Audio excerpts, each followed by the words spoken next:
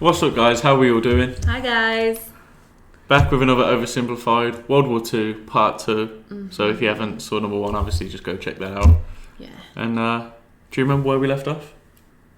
Battle of Britain. Just the phony war was... Yeah. The phony war, Battle of Britain. But we're technically like the only ones fighting Germany right now, kind of. In Europe, anyway. Yeah. Okay, let's get it. This video was made possible by Skillshare, an online learning community. Stick around until the end of the video to learn how you can get an exclusive deal just for OverSimplified viewers. So what else is happening?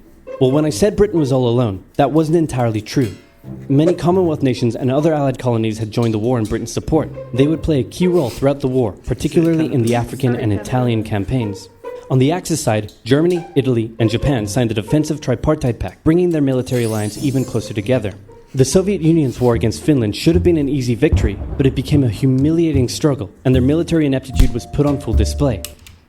That's when they had they had a crazy sniper Finland that racked up all the kills. Have you ever heard about him? No, but was it just one guy then? Yeah, so the military buffs out here will know that Finland had this guy and he was called like White Death or White Terror or something, and he was just racking up crazy sniper kills, and like he's up there on like the most confirmed kills ever, along with like Chris Kyle. And is he like top 3? I think he's top 5 maybe. I think Chris Kyle's first or second, the American sniper. Yeah. And then there's a British Marine up there somewhere, but. No way. But I won't keep pausing, but that was just a thing I noticed. Just thinking then, do they count who's the best sniper just by like how many kills you've got? I think that's generally what it tends to go off, yeah. I honestly nearly said how many kills and how many least deaths, but obviously real life. Yeah. Victory, but it became a humiliating struggle, and their military ineptitude was put on full display. In the end, they did force the Finns to sue for peace. Then, they continued their honorable campaign of pushing around much smaller countries by annexing the Baltic states and part of northern Romania. France's colonies in equatorial Africa were like, heck no, we aren't going to join the Germans, and they all pledged their allegiance to free France, except for Gabon, which had to be taken by military force. The Allies also tried to capture the strategic port of Dakar, but that ended in failure. Mussolini had seen Hitler's successes, and he thought now it was Italy's time to shine, so he tried to take British Somaliland, and that went pretty well. Then he tried to take Egypt, and that went less well. Then he tried to take Greece, and that went really badly. Churchill began referring to Italy as Europe's soft underbelly. He began favoring a military campaign from the south and started sending British troops to Greece. All of this had Hitler pretty concerned, and he moved to protect his southern flank. He had been getting friendly with Hungary and twisted their arm into signing the Tripartite Pact and joining the Axis powers. Romania was also eager to join for protection against the Soviet Union. The Tripartite Pact was designed to prevent any other countries from deciding to join the Allies, specifically Britain's old ally, the pesky United States of America. When war first broke out, American public opinion was strongly against joining in. In 1940, there was an election. The Republican candidate said, "I will not send any young Americans to die in Europe," and sitting President Franklin D. Roosevelt said, "I will also not send any young Americans to die in Europe. Unless I have to, then I might." And Roosevelt won. Churchill asked him to join the war, but Roosevelt said, "No can do, Winston, but you know what? Here, have some weapons." America began supplying the Allies with food and munitions, but there was one problem. German U-boats were sinking thousands of Allied supply ships in the Atlantic, including American ones. If the Germans could sever Britain's supply line, the UK would starve. Throughout the war, the Allies had to come up with better technology to fight the U-boats. Improved radar, aircraft with longer range, better weaponry and convoy tactics. At one point, a man even called a meeting and said, "Pykrete, you take some wood, you take some ice, you put them together, you get pykrete." And then he pulled out a gun and shot some wood and it shattered. And then he shot some pykrete and the bullet ricocheted off it and hit someone else in the conference room. Is pykrete just frozen wood then? I'm sure there's more to it than that, but I'm not exactly sure. So you could put like some tree in the freezer? No, because then it'd just melt. So there's got to be more to it than that. Do you know what I mean? Then they tried to make a pykrete aircraft carrier, but that idea was scrapped because that's a really dumb idea. In the end, Alan Turing and his team of codebreakers cracked Germany's Enigma code, and the U-boats gradually became less and less of a threat. Back in Africa, Britain decided to push Italy out of Egypt. Hey, that was pretty easy, so they kept going. Hitler realized he was going to have to finally step in and do something. He went to Bulgaria and Yugoslavia and said, "Hey, I'm going to move troops through you to get to Greece, so either join us or, be invaded. Bulgaria opted to join them. Yugoslavia opted to be invaded. Then Greece finally fell to the joint German-Italian invasion. The British had moved troops from North Africa to fight in Greece, which helped Rommel and his tank divisions push the British back to Egypt, and they could have kept going, but a small, mostly Australian force held out under siege for 8 months in Tobruk, denying the Germans a strategic port city and disrupting their supply line. Despite having some success in the Middle East, the British didn't seem like any real threat for now. Hey, Soviet Union, look out! With 3 million troops, Hitler launched the largest ground invasion in history, and Stalin was far from ready. Both 3 million troops. Do you think out of like them 3 million as well though, like obviously that's a lot of people. Yeah. Do you think any of them, like a percentage, had reservations about what they were doing? Or they were just all for it, like let's just... I think German morale at the time would have been so high because they've literally steamrolled all of Europe. Like it just like even France, they've just steamrolled them in months. Yeah, that's true. I thought at this point they must be thinking, oh, we can steamroll Russia. We know it's a bit more of a challenge, but yeah. But I've just noticed here, you know how like the Soviet flag is the hammer and sickle. Mm-hmm. Please do not tell me that is a pickle, because obviously you can't put the hammer and sickle. I don't think. I thought it was an anchor. It looks like a hammer and pickle. Like, do you know what I mean? Like, because obviously Nazi flags would be here, but you can't put that. Oh yeah, you can't use them. So has he also used the hammer and pickle? Are you not allowed to use that proper one? I thought you could, but apparently maybe not. I don't know, but have you guys ever noticed that, or have I just lost it's fully green as well. Yeah, it's a hammer and pickle. 3 million troops, Hitler launched the largest ground invasion in history, and Stalin was far from ready. Both Churchill and Roosevelt had warned him of an impending attack, but he dug his head in the sand and the Soviets didn't stand a chance. Germany made staggering progress, with huge encircling movements capturing mind-boggling numbers of Russian troops. 250,000 at Bialystok, Minsk, 300,000 at Smolensk, nearly 700,000 at... Yeah, sorry, we'll stop pausing. Yeah, that's the pincer. Sorry, after we'd done the World War II video the other day, because we're such an intellectual couple, we started talking about Blitzkrieg and its tactics, because, believe it or not, like when you guys recommend us a video, when we finish a video, even after we've stopped recording, we do sit and talk about it a little bit. Yeah. But yeah, that's the hammer ends. So they'd send like panzer divisions around here and here. Yeah. Like tanks, and then like they'd just capture everyone, and like the infantry and all the supplies would move up. But like sometimes, like the tanks, well, maybe we'll touch on it later on. The tanks used to go too far sometimes, and like they'd have to wait like days for the supplies and the fuel and resources to all capture. That was like, I suppose obviously they're winning, they're not really in that much danger, but having to sit for days and wait for people to catch up, I wonder if you'd... Yeah, it's not ideal, but it was such an incredible move because they'd just capture enormous. 1 million at Bialystok, Minsk, 300,000 at Smolensk, nearly 700,000 at Kiev, and again at Vyazma and Bryansk. Leningrad was put under a siege that would last an insufferable 4 years. The invasion of Russia had been Hitler's main ideological goal from the beginning, and his hatred for the ethnic peoples there was now unleashed in all its fury. The Eastern Front of the Second World War was brutal for all that endured it. The Germans were now inside of Moscow, and that's it. It's all over. But then it happened. It got cold. Stupid cold. Hitler had hoped the Soviets would give up before winter, but they kept fighting. His commanders came to him and said, "Can we please dig in for the winter and wait until spring?" "No, keep going." "But oil is literally freezing inside our vehicles." "That's fine, keep going." "We're having to leave the corpses of our frozen horses by the side of the road so we can still find our way in the snowdrift." "Perfectly normal, keep going." Hitler hadn't given his millions of men winter clothing and supplies because he thought he really should have won by now. Then, Stalin called in troops from the Siberian front, specially trained to fight in the extreme cold, and the Germans were no match. They were now being pushed back. They had no choice but to dig in and wait for winter to end. Germany's victories were... Slightly off topic, but it's just for any gamers out there. Do you remember, I think it was Call of Duty 2, where you fought as the Soviet soldiers? I always remember that game kind of captured how horrible it must have been to fight in like the Eastern Front. I know it's not realistic, but I thought it'd done a good job at capturing how horrible it was, like, at the start in the tutorial. Is that the one where you're the snipers in the snow? No, I know what you're thinking. At the start, like when it was teaching you how to throw grenades, you'd be using potatoes because they didn't have any grenades to spare. Yeah. I always thought it was really staggering, and Japan was eager not to miss the victory bus. Their war in China had come to a standstill, but they wanted to keep expanding their sphere of influence and getting those sweet, sweet raw materials. They began making plans to expand southward, but there was a problem. Southeast Asia was heavily colonized by America and Great Britain. It was also full of ocean, Ocean meant naval combat, and there was no way the Japanese Navy could stand up to the US and the UK. So they thought, wouldn't it be nice if we could destroy their navies before we begin our conquest? And so it was. On December 7th, 1941, the Japanese launched a surprise air raid on the US Pacific Fleet at Pearl Harbor and inflicted a huge amount of damage.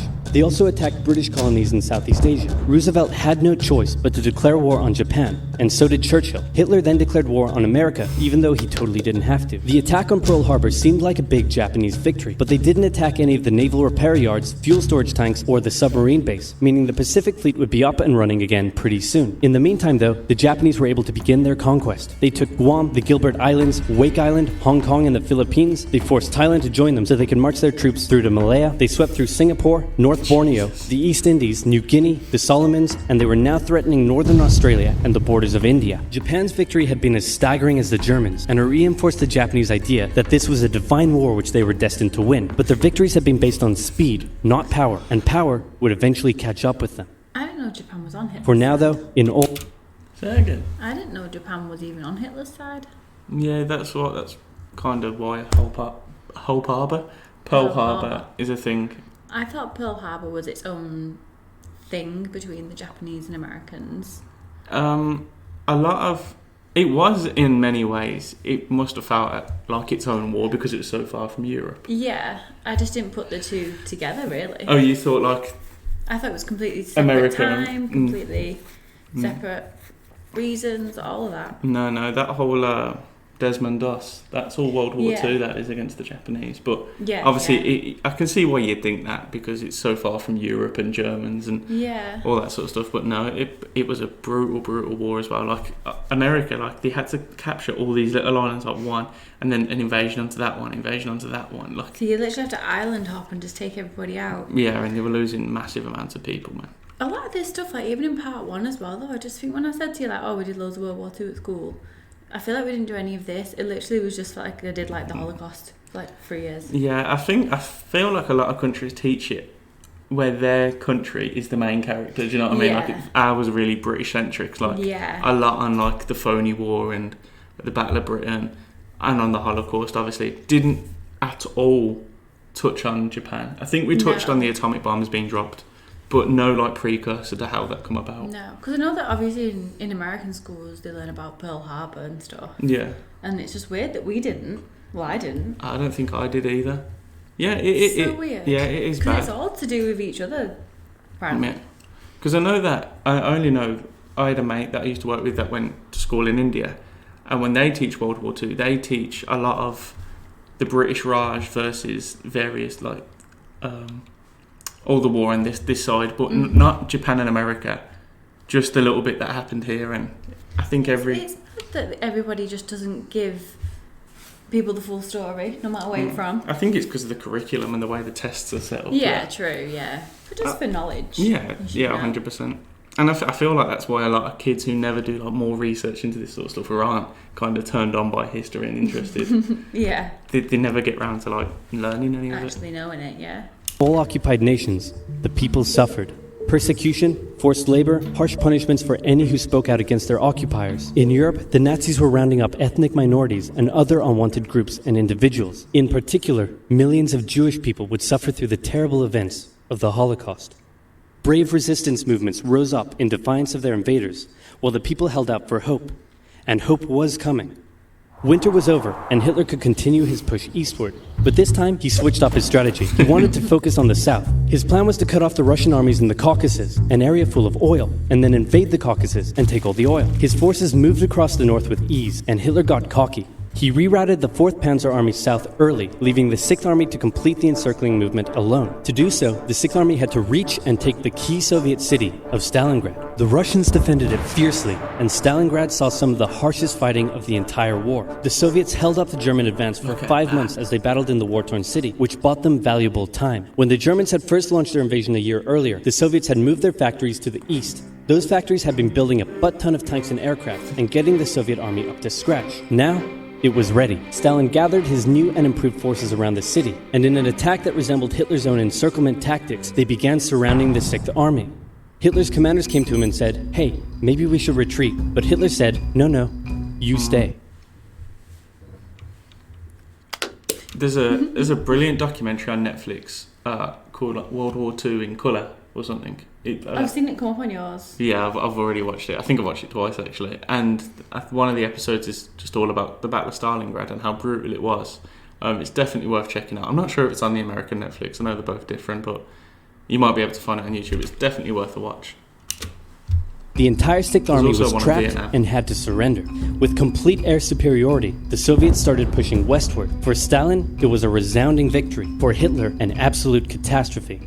Things also weren't looking too good for Hitler elsewhere. With America now in the war, Allied bombing over German cities reached devastating levels. In Africa, the British had pushed Rommel back again. Then they were pushed back again, and finally, after a decisive battle at El Alamein, and with American and British troops arriving in the west, the Germans and Italians were squeezed out of Africa. Japan was also already seeing its rapid success being turned around. They attempted to take the island of Midway, but the US Navy was ready for the attack, and they sank Japan's carrier. Actually, they sank a lot of them. It was a battle from which the Japanese Navy would never recover. British, Indian, and Chinese troops held the line in the harsh jungle terrain of Burma, and the Japanese suffered losses in the Solomon Islands and New Guinea. They began to realize they were not invincible. With the Axis out of Africa, the Allies had to decide their next move. Churchill still wanted to attack from the south, while the Americans preferred a full sea invasion in northern France. Alright, said the Americans, we'll do it your way. Allied forces successfully landed in Sicily and began moving north. They also carried out bombing raids over Rome. The thing was, many of the people in Sicily had relatives living in America, and they greeted the American troops quite warmly. With the war reaching home... I never thought about that. Of a lot of Italians and Americans. Yeah, because related. Yeah, I know a lot of Italians live in like New York and Philadelphia. Yeah. And I think maybe Chicago as well. I'm not sure. Definitely, I knew like obviously New York. You got like Little Italy. Yeah, and stuff. But I never really thought about, the returning back to maybe where their mother and father or grandparents come from. Yeah, like where they were originally from. Yeah. I also have a question that I don't know if it's a stupid question or not. So when just then they said they were like bombing Rome, like when we went to the Colosseum and obviously like half of it's missing, is that because it got bombs on it, or is that just because it's old and it just falls down? Because if you're bombing Rome, yeah, probably both. A lot of it would have been deteriorated just by time and various things, but yeah, maybe. I never really thought about it. That's something interesting, isn't it? I don't know. If any World War II bombs landed in the Colosseum.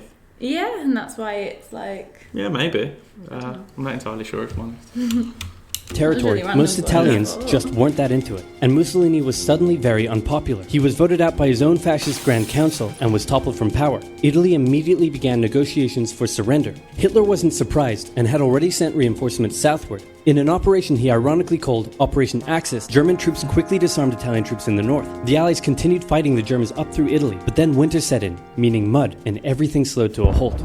Alright, said the Americans, let's do it our way as well. Germany had made itself a lot of enemies, and millions of Allied troops had been gathering in England as factories worked around the clock producing the war material needed for a super crazy massive, the likes of which the world has never seen before, invasion of Europe. The Germans knew an Allied invasion would come, but they didn't know where it would land. Thanks to Allied deception tactics, they thought there was a pretty good chance it would come at Calais, but the Allies were really going to land in Normandy because it was less fortified and the beaches were nicer. Under the careful planning of General Dwight Eisenhower, the invasion that had been long in the making was just about ready to go. Just one thing was preventing the launch: the British weather. For a short while, everyone sat around waiting for a decent day, and then it came. On the night of June 5th, over 1,000 bombers took off and raided coastline defenses, while paratroopers were dropped inland in a bit of a chaotic operation, tasked with sabotaging defenses and capturing key bridges to stop any German reinforcements from reaching the beaches. Early the next morning, the barrage came, as Allied ships fired a huge number of shells at the German fortifications, and then the landings. The Americans at Utah and Omaha, the British at Golden Sword, and the Canadians at Juneau. It was a tremendous struggle with a great loss of life, particularly at Omaha, but the Allied troops captured the beaches and the landings. Look at that. That's unreal, isn't it?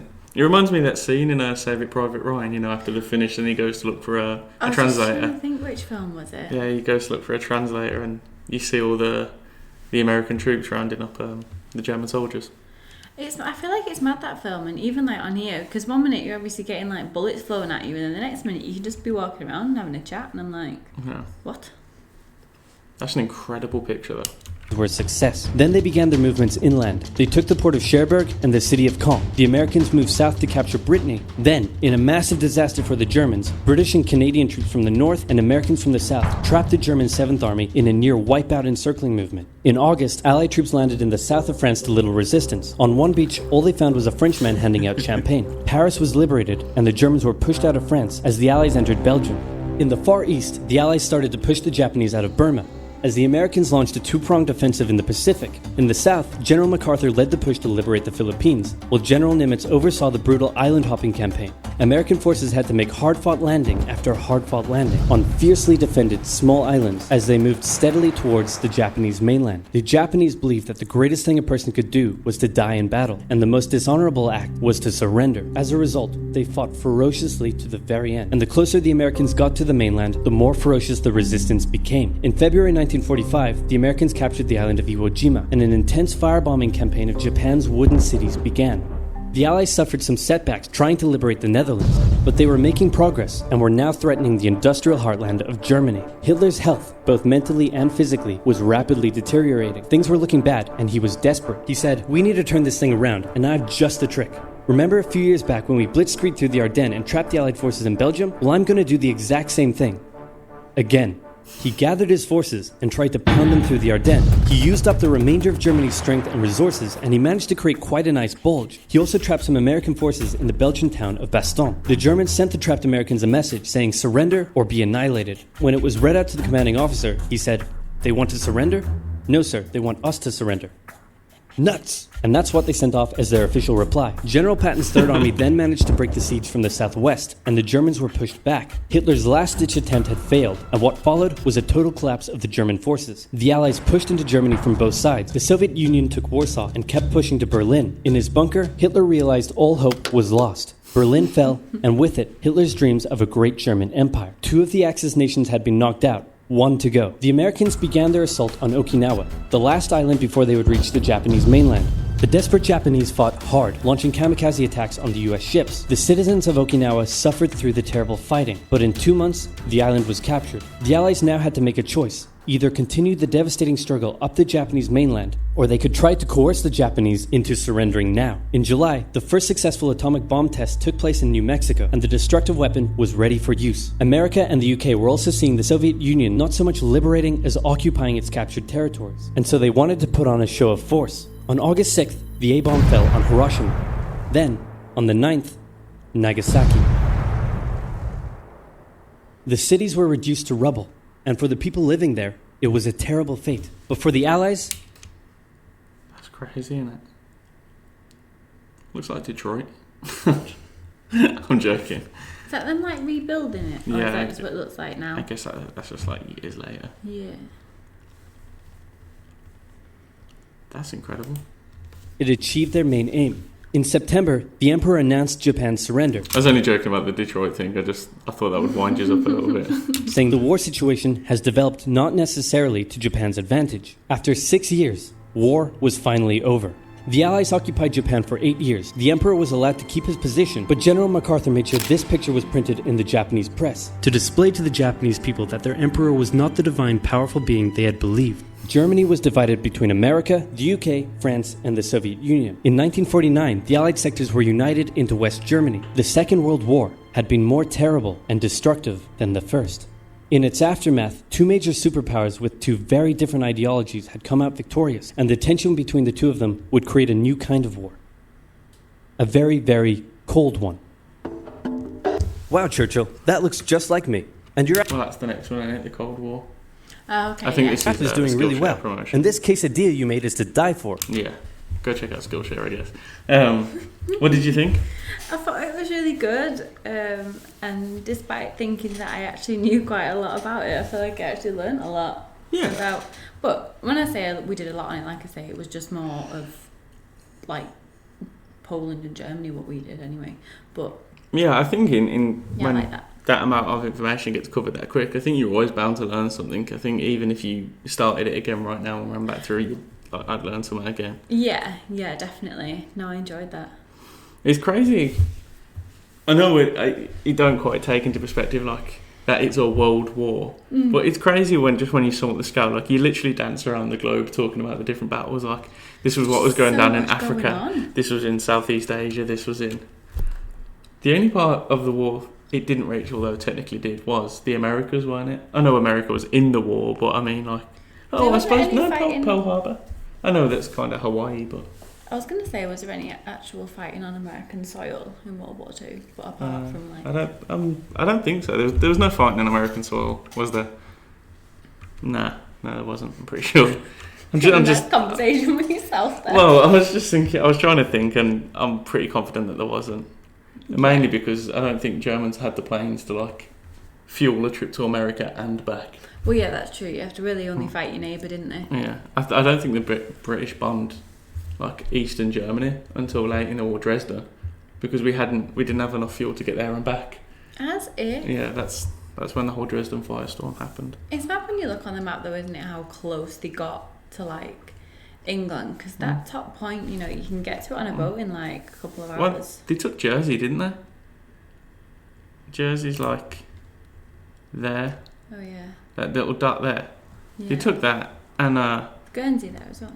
Okay, that. Yeah, well, the British government, they put out messages to the people in Jersey saying the Germans are coming, come back to the mainland, and people were just like, no. No.